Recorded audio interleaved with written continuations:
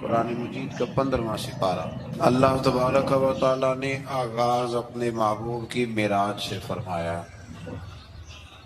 فرمایا سبحان الذی اسریٰ بعبدہ لیلا من المسجد الحرام الی المسجد الاقصی۔ فرمایا پاک ہے وہ ذات جس نے اپنے بندہ خاص کو سیر کرائی مسجد حرام سے لے کر مسجد اقصی تک۔ اور مسجد اقصی کون سی؟ الذی بارکنا حولہ، جس کے ارد گرد ہم نے برکتیں رکھی ہیں۔ لنریہ من آیاتنا، تاکہ ہم انہیں اپنی نشانیاں دکھائیں۔ معراج حضور کی سیر کا نام ہے۔ اللہ نے کہا محبوب آؤ اپنی سلطنت کی سیر کر لو۔ معراج حضور کی سیر و سیاحت کا نام ہے، بس سیر کرنے گئے تھے محبوب، اور رات کے تھوڑے سے حصے میں۔ اور مسجد اقصی وہ مسجد جس کے ارد گرد ہم نے برکتیں رکھی۔ مسجد کے اندر برکتیں ہوتی ہیں کہ ارد گرد ہوتی ہیں؟ الذی بارکنا حولہ، جس کے ارد گرد ہم نے برکتیں رکھی ہیں۔ تو مفسرین نے فرمایا کہ مسجد اقصی کے ارد گرد انبیاء کے مزارات تھے،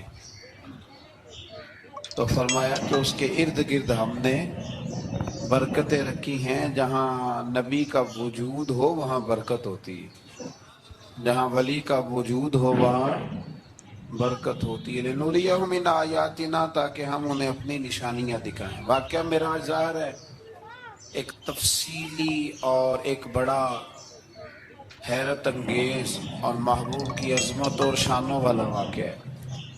اللہ تبارک و تعالیٰ نے 15ویں پارے کا اور سورہ بنی اسرائیل کا آغاز اسی آیت سے فرمایا ہے۔ آیت نمبر 4 سے بیان ہوا ہے کہ بنی اسرائیل کو بائبل میں بتا دیا گیا تھا کہ وہ زمین میں 2 مرتبہ فساد اور سرکشی کریں گے۔ چنانچہ یہ دونوں مواقع آئے اور اللہ نے ان پر جابر بندے مسلط کیے۔ آیت نمبر 11 میں اللہ تعالیٰ نے فرمایا کہ انسان بڑا ہی جلد باز ہے، اسے بڑی جلدی ہے، بڑی جلدی کرتا ہے۔ آیت نمبر 12 میں بتایا کہ ہم نے نظام لیل و نہار کو اپنی قدرت کی 2 نشانیوں، اور ہم نے دن کو روشن بنایا تاکہ تم اپنے رب کا فضل تلاش کرو اور سالوں کی گنتی اور حساب کو جان لو۔ آیت نمبر 13 سے بتایا کہ ہم نے ہر انسان کا اعمال نامہ اس کے گلے میں لٹکا دیا ہے، یعنی اللہ کی قضاء و قدرت میں جو طے ہے وہ ہو کے رہے گا، اور قیامت کے دن یہ اعمال نامہ ایک کھلی ہوئی کتاب کی صورت میں ہوگا۔ بندے سے کہا جائے گا اپنا اعمال نامہ پڑھو، آج تم خود ہی احتساب کرنے کے لیے کافی ہو۔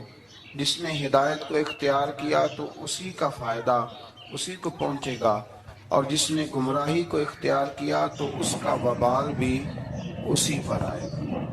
اور کوئی بوجھ اٹھانے والا دوسرے کا بوجھ نہیں اٹھائے گا، اور ہم اس وقت تک عذاب دینے والے نہیں جب تک کہ اتمام حجت کے لیے ہم رسول نہ بھیج دیں۔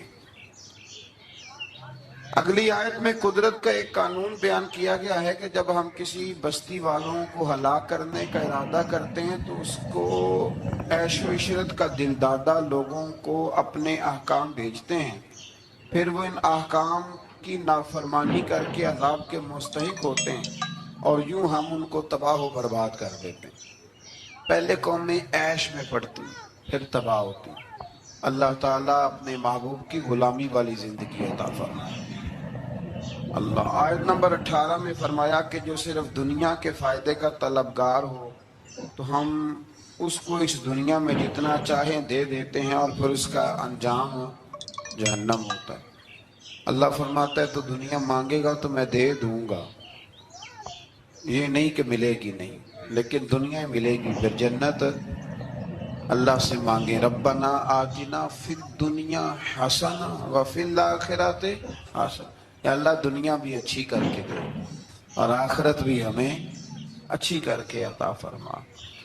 آیت نمبر 21 میں ایک دوسرے پر دنیا میں فضیلت کا ذکر کرتے ہوئے فرمایا کہ آخرت کے بڑے بڑے درجے ہیں اور ان کی فضیلت بھی بہت بڑی ہے۔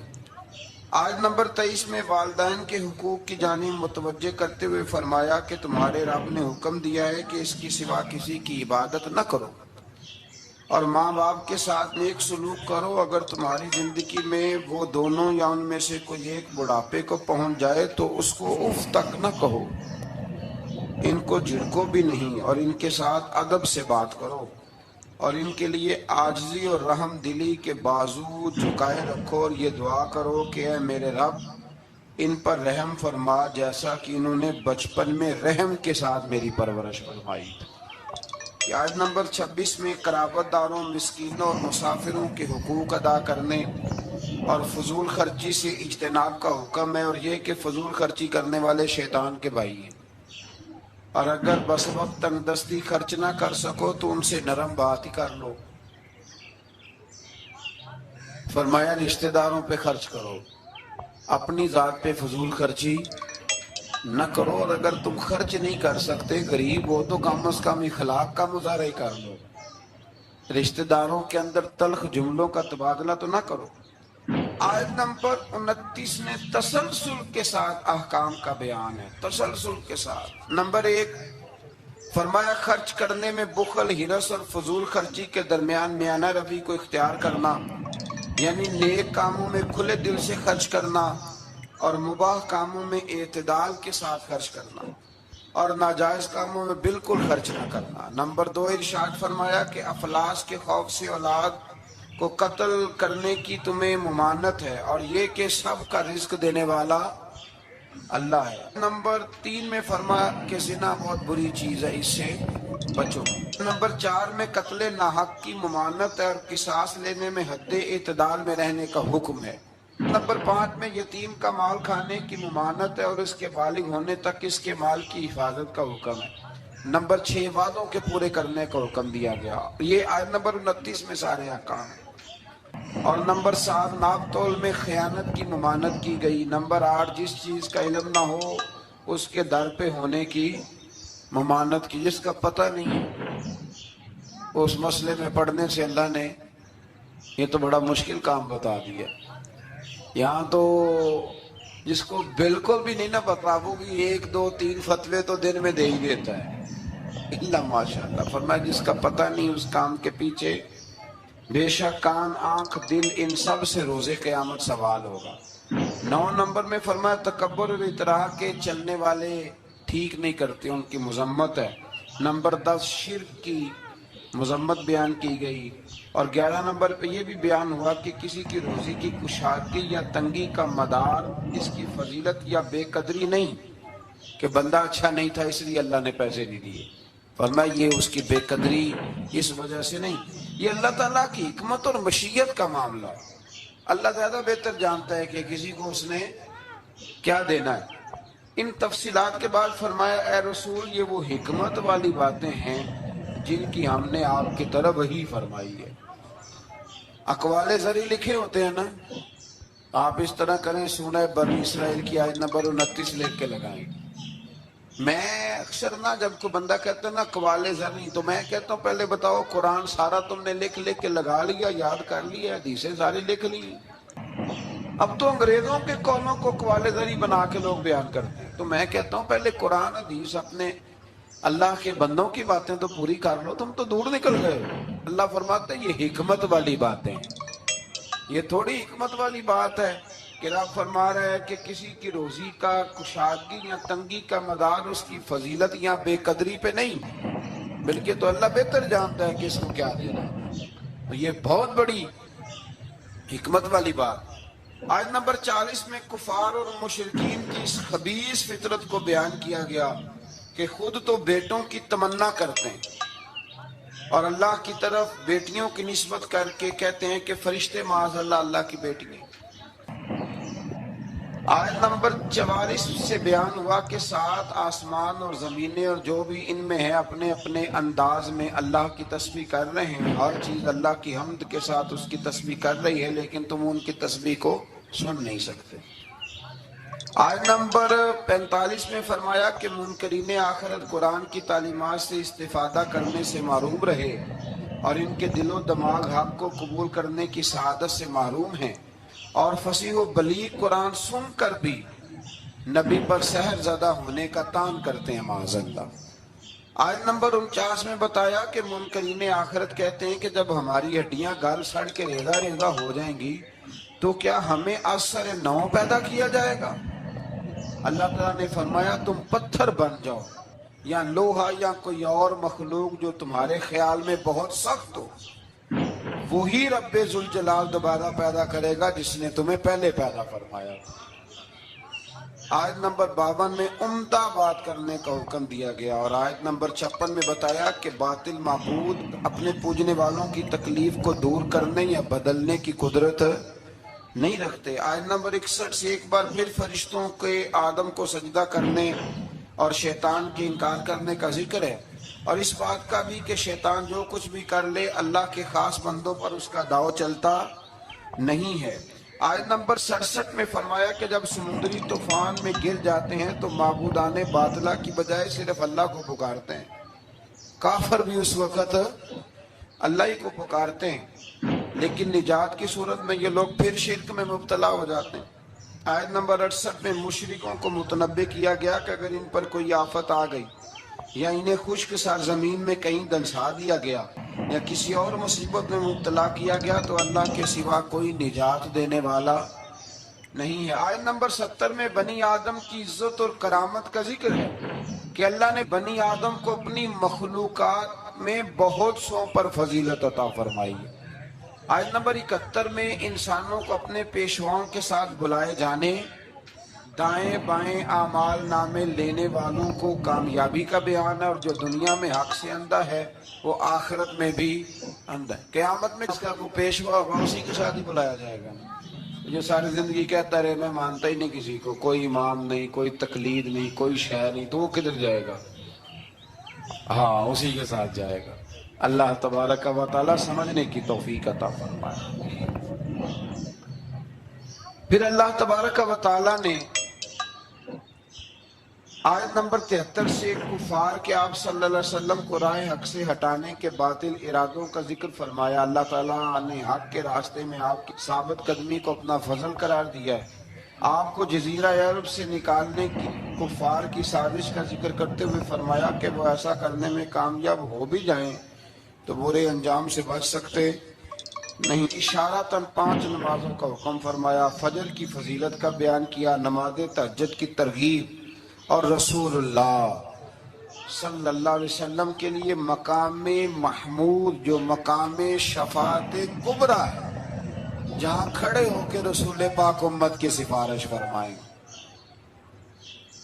عطا کیے جانے کا بیان ہے۔ آیت نمبر 81 سے حق کی آمد اور باطل کے نیست و نابود ہونے کا بیان ہے، اور یہ کہ قرآن میں اہل ایمان کے لیے شفا بھی ہے اور رحمت بھی ہے۔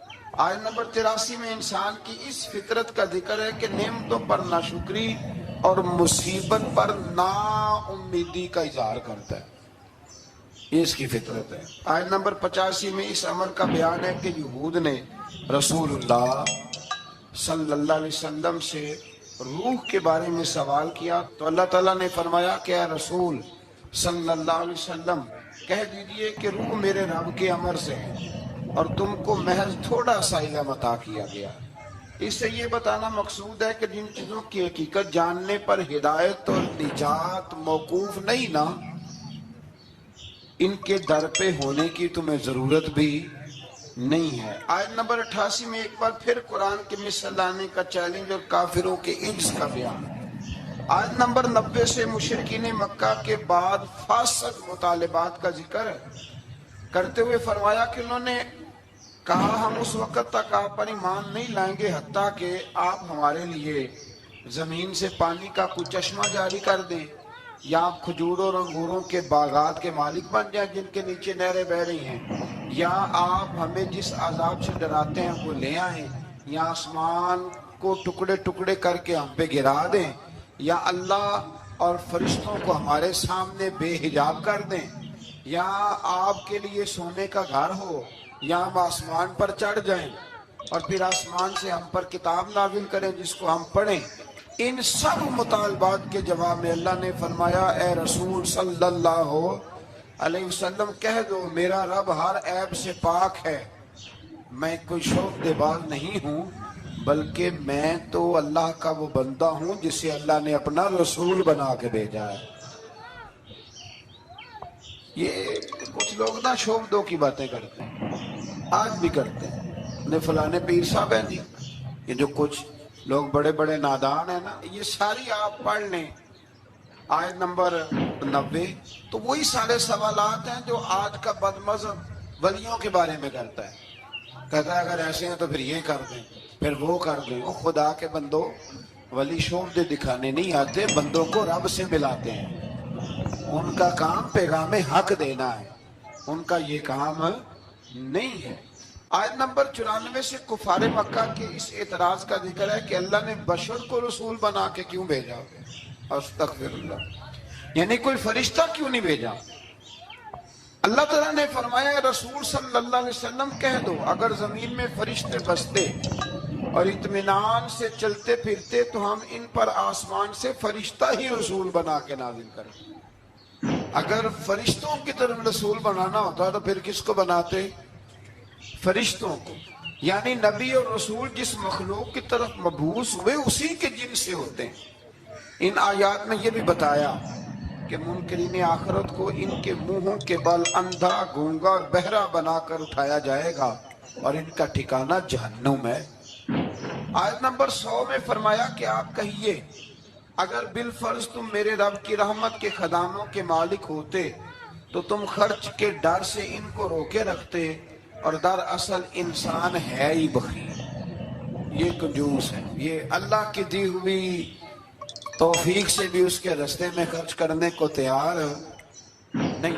آیت نمبر 101 سے موسیٰ علیہ السلام کو 9 معجزات عطا کیے جانے، فرعون کا آپ کو ساحر کہنے، فرعون کے غرق ہونے اور بنی اسرائیل کے زمین میں آباد ہونے کا ذکر ہے۔ آیت نمبر 105 میں قرآن مجید کو بتدریج تھوڑا تھوڑا نازل کر کے نازل کرنے کی حکمت یہ بتائی گئی کہ رسول ان پر ٹھہر ٹھہر کے پڑھیں، ان کے لیے قرآن کو سمجھنے میں آسانی ہوگی۔ مشرکین مکہ اعتراض کرتے تھے کہ کبھی آپ اللہ کہتے ہیں کبھی رحمان کہتے ہیں، ہم تو رحمان کو نہیں جانتے۔ تو اللہ نے فرمایا رسول کہہ دیجئے کہ معبود برحق کو تم اللہ کہہ کے پکارو یا رحمان کہہ کے پکارو، تم اسے جس نام سے بھی پکارو گے سب اسی کے نام ہے، اور اسے پکارنے میں میانہ روی سے کام لو۔ آخری آیت میں فرمایا کہ اللہ کی نہ کوئی اولاد ہے، نہ کوئی اس کی سلطنت میں اس کا شریک ہے، نہ اسے کسی مددگار کی ضرورت ہے، اور آپ اس کی کبریائی کو بیان کرتے رہیے۔